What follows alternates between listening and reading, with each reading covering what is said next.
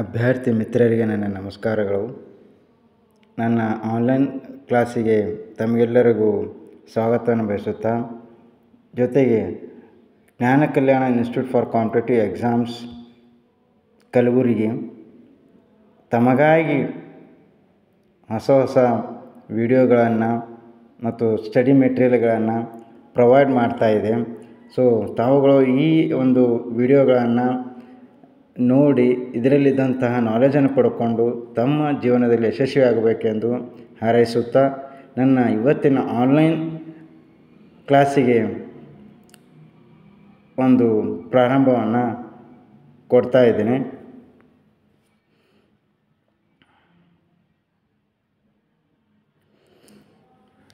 Online ಕ್ಲಾಸಿನಲ್ಲಿ ಇವತ್ತಿನ ವಿಷಯ ಏನಪ್ಪ ಅಂತಂದರೆ, 10ನೇ ಕ್ಲಾಸಿನ ಹೈಸ್ಕೂಲ್ 10th ಸ್ಟ್ಯಾಂಡರ್ಡ್ನ ಕನ್ನಡ ಮೀಡಿಯಮ್ನ ವಿದ್ಯಾರ್ಥಿಗಳ ಒಂದು ಸ್ಟಡಿ ಪಾಯಿಂಟ್ಸ್ಗಳನ್ನು ತಮಗಾಗಿ ನಾನು ತಂದಿರುವೆ.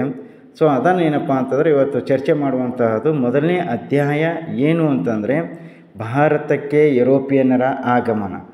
ಇದರಲ್ಲಿ ಮೊದಲನೇದಾಗಿ ಏನಪ್ಪ ಅಂದರೆ 1 ಅಂಕದ ಪ್ರಶ್ನೆಗಳು, ಅಂದರೆ ಡೈರೆಕ್ಟಾಗಿ ನಾನು ಕ್ವಶನ್ಸ್ಗಳನ್ನು ಮತ್ತು ಆನ್ಸರ್ಸ್ಗಳನ್ನು ನಿಮ್ಮ ಮುಂದೆ ತಂದಿಡುವಂಥ ಪ್ರಯತ್ನವನ್ನು ಮಾಡ್ತಾಯಿದ್ದೀನಿ. ಅದು ಮೊದಲನೇದಾಗಿ ಏನಪ್ಪ ಅಂತಂದರೆ, ಅಟೋಮನ್ ಟರ್ಕರು ಕಾನ್ಸ್ಟಂಟಿನೋಪಲ್ ನಗರ ಯಾವಾಗ ವಶಪಡಿಸಿಕೊಂಡರು? 1453. ನೆಕ್ಸ್ಟ್, ಭಾರತ ಮತ್ತು ಯುರೋಪ್ ನಡುವೆ ಹೊಸ ಜಲಮಾರ್ಗ ಕಂಡುಹಿಡಿದವರು ಯಾರು? ಇದಂತೂ ಸರ್ವೇ ಸಾಮಾನ್ಯ, ಎಲ್ಲರಿಗೂ ತಿಳಿದಂಥ ವಿಷಯ, ವಾಸ್ಕೋ ಡಿ ಗಾಮ. ಹಾಗಾದರೆ ನೆಕ್ಸ್ಟ್ ಏನಪ್ಪ ಅಂತಂದರೆ, ಪ್ಲಾಸಿ ಕದನ ಯಾವಾಗ ನಡೆಯಿತು?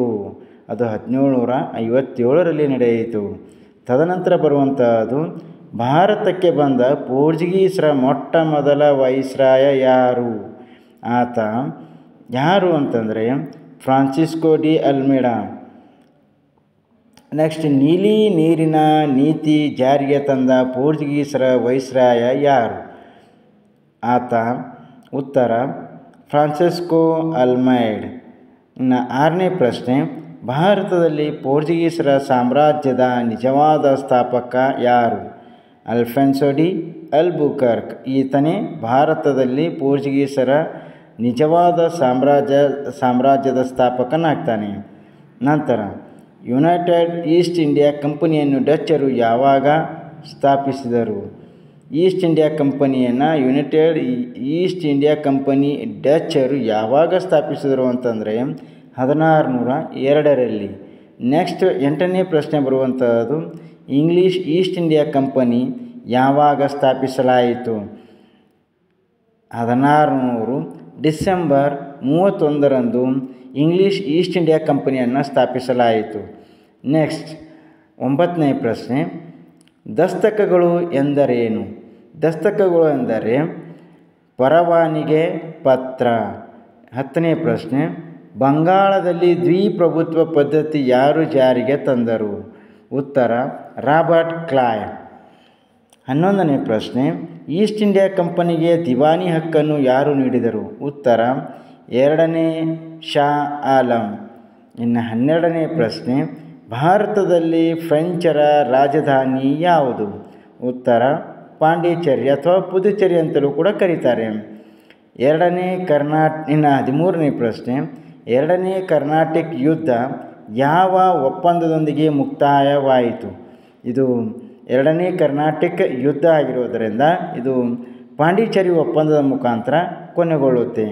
ಇನ್ನು 14ನೇ ಪ್ರಶ್ನೆ, 3ನೇ ಕರ್ನಾಟಿಕ್ ಯುದ್ಧ ಯಾವ ಒಪ್ಪಂದದೊಂದಿಗೆ ಮುಕ್ತಾಯವಾಯಿತು? ಉತ್ತರ ಪ್ಯಾರಿಸ್ ಒಪ್ಪಂದ. 15ನೇ ಪ್ರಶ್ನೆ, ದಿವಾನಿ ಹಕ್ಕು ಎಂದರೇನು? ದಿವಾನಿ ಹಕ್ಕು ಎಂದರೆ ಭೂ ಕಂದಾಯ ವಸೂಲಿ ಮಾಡುವ ಹಕ್ಕು, ಅದನ್ನೇ ದಿವಾನಿ ಹಕ್ಕು ಅಂತಲೂ ಕರೆಯುತ್ತಾರೆ. ನೆಕ್ಸ್ಟ್ ಬರುವಂತಹದ್ದು, ಕಾನ್ಸ್ಟಂಟಿನೋಪಲ್ ನಗರವನ್ನು ವಶಪಡಿಸಿಕೊಂಡವರು ಯಾರು? ಅಟೋಮನ್ ಟರ್ಕರು. ಇನ್ನು 17ನೇ ಪ್ರಶ್ನೆ, ಅಸ್ಟ್ರೋಲೇಬ್ ಎಂದರೇನು? ನಕ್ಷತ್ರ ಉನ್ನತಿ ಮಾಪನ. ಅಸ್ಟ್ರೋಲೇಬ್ ಎಂದರೆ ನಕ್ಷತ್ರ ಉನ್ನತಿ ಮಾಪನ. ಇನ್ನು 18ನೇ ಪ್ರಶ್ನೆ, ಯುರೋಪಿನ ದೇಶಗಳ ವ್ಯಾಪಾರದ ಮೇಲೆ ಏಕಸ್ವಾಮ್ಯ ಸಾಧಿಸಿದವರು ಯಾರು? ಯಾರು ಅಂದರೆ ಇಟಲಿಯ ವರ್ತಕರು. ಇನ್ನು 19ನೇ ಪ್ರಶ್ನೆ, ಪೂರ್ವ ರೋಮನ್ ಸಾಮ್ರಾಜ್ಯದ ರಾಜಧಾನಿ ಯಾವುದು? ಕಾನ್ಸ್ಟಂಟಿನೋಪಲ್ ನಗರ. ಪೂರ್ವ ರೋಮನ್ ಸಾಮ್ರಾಜ್ಯದ ರಾಜಧಾನಿ ಕಾನ್ಸ್ಟಂಟಿನೋಪಲ್ ನಗರ. ಇನ್ನು 20ನೇ ಪ್ರಶ್ನೆ, ಯುರೋಪಿಯನ್ ವ್ಯಾಪಾರದ ಹೆಬ್ಬಾಗಿಲು ಯಾವುದು?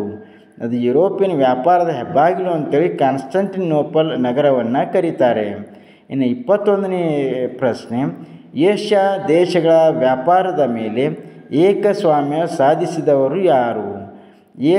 ಅದು ಪ್ರಶ್ನೆ ನೋಡಿ, ಏಷ್ಯಾ ದೇಶಗಳ ವ್ಯಾಪಾರದ ಮೇಲೆ ಏಕಸ್ವಾಮ್ಯ ಸಾಧಿಸಿದವರು ಯಾರು? ಉತ್ತರ ಅರಬ್ಬರು.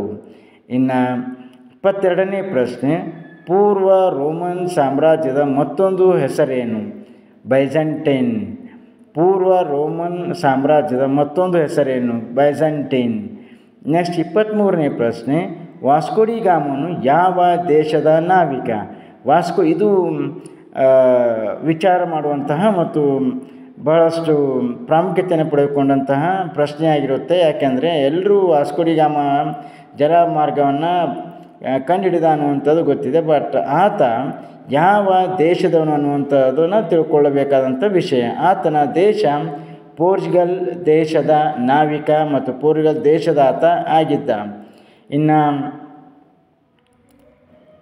ಭಾರತಕ್ಕೆ 24ನೇ ಪ್ರಶ್ನೆ, ವಾಸ್ಕೋ ಡಿ ಗಾಮನು ಭಾರತದ ಯಾವ ನಗರಕ್ಕೆ ಬಂದು ತಲುಪಿದನು? ಕಪ್ಪಡ. ಆ ಪ್ಲೇಸು ಎಲ್ಲಿ ವಾಸ್ಕೋ ಡಿ ಗಾಮ ಮೊಟ್ಟ ಮೊದಲನೆಗೆ ಭಾರತದ ಪ್ರದೇಶದ ಮೇಲೆ ಕಾಲಿಟ್ಟ ಅಂದರೆ ಕಪ್ಪಡ.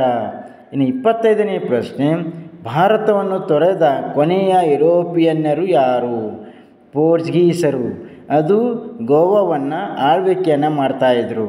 ಆ ಗೋವಾವನ್ನು ಭಾರತ ಸರ್ಕಾರ 1961ರಲ್ಲಿ ಅದನ್ನು ಪೋರ್ಚುಗೀಸರನ್ನು ಆ ಪ್ರದೇಶದಿಂದ ಹೊಡೆದೋಡಿಸುವ ಮುಖಾಂತರ ಭಾರತದಲ್ಲಿ ಪೋರ್ಚುಗೀಸರ ಸ್ಥಳವಾದ ಗೋವಾವನ್ನು ವಿಲೀನಗೊಳಿಸಿಕೊಳ್ಳುತ್ತಾರೆ. ನೆಕ್ಸ್ಟ್ ಬರುವಂತಹದ್ದು 26ನೇದು, ಪೋರ್ಚುಗೀಸರ ಆಡಳಿತದ ಕೇಂದ್ರ ಯಾವುದು? ಗೋವಾ. ಈಗಾಗಲೇ ಚರ್ಚೆ ಮಾಡಿರುವ ಹಾಗೆ ಅವರ ಆಡಳಿತ ಕೇಂದ್ರ ಗೋವಾ. ಇನ್ನು 27ನೇ ಪ್ರಶ್ನೆ, ಡಚ್ಚರು ಯಾವ ದೇಶದವರು? ಉತ್ತರ ಹಾಲೆಂಡ್ ಅಥವಾ ನೆದರ್ಲ್ಯಾಂಡ್ ದೇಶದವರು. ಇನ್ನು ನೆಕ್ಸ್ಟ್ ಬರುವಂಥದ್ದು ಏನು ಅಂತಂತಂದರೆ, ಇಲ್ಲಿ ಬರುವಂತಹ ಪ್ರಮುಖ ಯುದ್ಧಗಳು ಮತ್ತು ಒಪ್ಪಂದಗಳು ಯಾರ್ಯಾರ ನಡುವೆ ಯುದ್ಧ ಆಗ್ತವೆ ಮತ್ತು ಏನೇನು ಒಪ್ಪಂದಗಳಾಗ್ತವೆ ಅನ್ನುವಂತಹದ್ದು ನೋಡುವಂಥದ್ದು. ಇದು ಭಾಳಷ್ಟು ಪ್ರಮುಖವಾದಂತಹದ್ದು. ಇನ್ನು ಮೊದಲನೇ ಕರ್ನಾಟಕ ಯುದ್ಧ ನಡೆಯುತ್ತೆ 1746ರಿಂದ 48ರವರೆಗೆ. ಏನಪ್ಪ ಅಂತಂದರೆ ಮೊದಲನೇ ಕರ್ನಾಟಕ ಯುದ್ಧ ನಡೆಯುತ್ತೆ. ಇನ್ನು ಆ ಒಂದು ಯುದ್ಧ ಏನಪ್ಪ ಅಂತಂದರೆ ಎಕ್ಸ್ಲಾ ಚಾಪೆಲ್ ಒಪ್ಪಂದದೊಂದಿಗೆ ಕೊನೆಗೊಳ್ಳುತ್ತೆ. ಇನ್ನು ಎರಡನೇ ಒಂದು ಪಾಯಿಂಟನ್ನು ನೋಡ್ತಾ ಹೋದರೆ, ಎರಡನೇ ಕರ್ನಾಟಕ ಯುದ್ಧ ಅನ್ನುವಂಥದ್ದು 1749ರಿಂದ 54ರವರೆಗೆ ನಡೆಯುತ್ತೆ. ಒಪ್ಪಂದ ಯಾವುದಾಗುತ್ತೆ